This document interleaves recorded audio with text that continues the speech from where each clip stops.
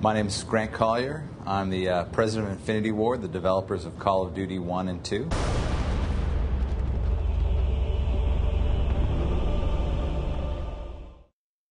Our inspirations for Call of Duty 2, we basically spent a lot of time talking with the fans to see what they liked and didn't like about Call of Duty 1. We also spent a lot of time with our reenactors and our military advisors to see what we could do to make the game a lot more authentic.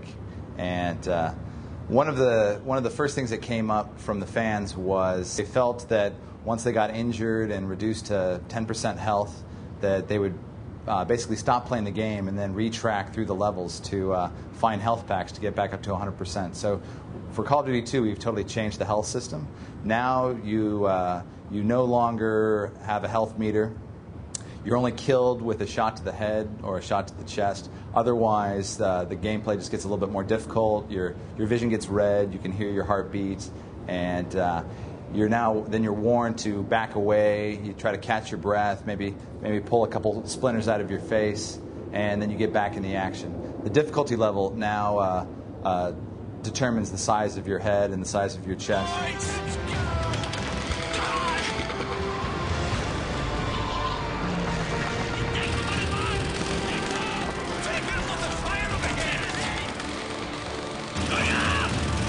The next thing that came up when we were speaking to our military advisors, Hank Kiersey and John Hillen, we asked them, what can we do to make Call of Duty 2 more authentic? And the first thing they said is that once the first shot is fired in battle, that's secrecy no longer matters, and soldiers are just barking out to each other constantly.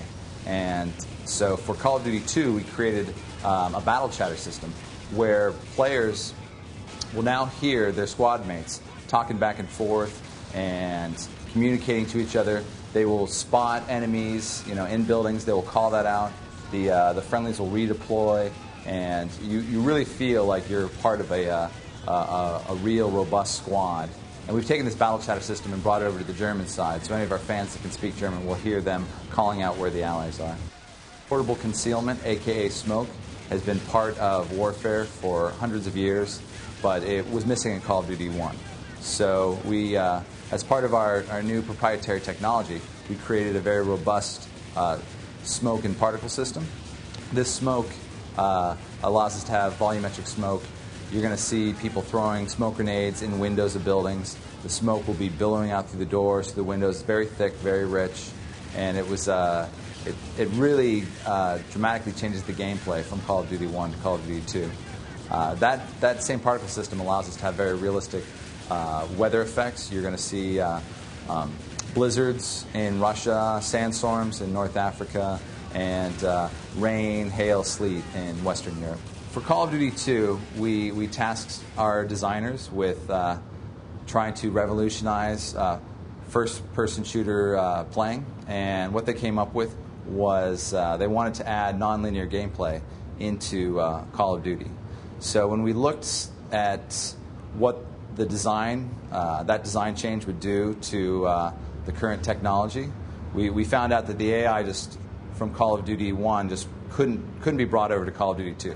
In Call of Duty 1, it was fairly linear. Players would go from point A to point B to point C, and the AI always knew where the player was, on that line. Now, the players are not on a rail, and it's a lot more free form. They are able to go through the levels and the missions and play them differently every time.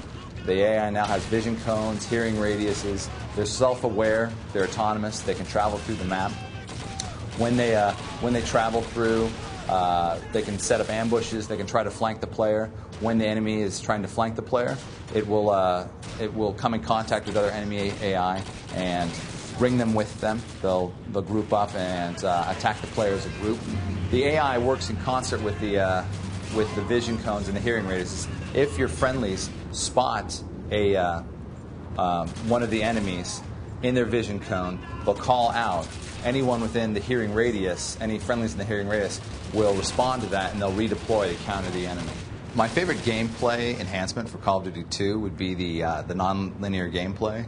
Now players can jump into a level and have a very rich gameplay experience where they can challenge the enemy, they can take the objectives in any order that they wish, and you can actually have two people sitting down side by side playing the same level and walk away with totally different stories. And I think it's a really neat to see that. And I've been on some press tours where I've seen up to 16 people playing the same missions, and I'm just seeing different stuff going on all the time.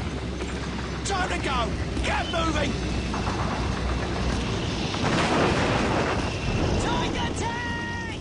Take cover! For Call of Duty 2, with our battle chatter system, we have recorded over 20,000 lines of dialogue. And what's kind of interesting is that now the battle chatter system itself takes up more space than the Call of Duty 1 game in its entirety.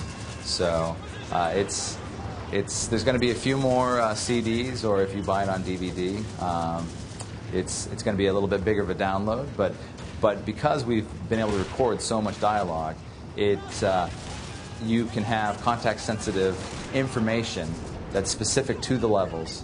And this information will be transmitted from your friendlies. It will give you real information. There's also mission-based information that will come through the missions, through this dialogue. But this information is very accurate. It'll tell you where the enemies are, if grenades have been thrown around, if people are wounded, if they're reloading. It is a very authentic battlefield experience and immersion, getting this kind of information, and we think it's something that not many other games have been doing. In Call of Duty 2, we have all of the gameplay modes from Call of Duty 1, all the favorites, plus we've changed a few things. There's Deathmatch, Team Deathmatch, Capture the Flag, we have Search and Destroy, and we have Headquarters. We found out through our research on Call of Duty 1 that there's some stuff that we could have done better in Headquarters. The defending player in Call of Duty 1, when they would take an objective and they would be killed, they would respawn, and potentially they could respawn behind the attackers, making it very difficult for the attackers to take the objective. So now for Call of Duty 2, once the defenders have taken an objective, they have 2 minutes to hold on to that objective, and the attackers will continue to respawn, and waves of the enemy will be trying to dislodge the defenders. If they can hold it for 2 minutes, then they win.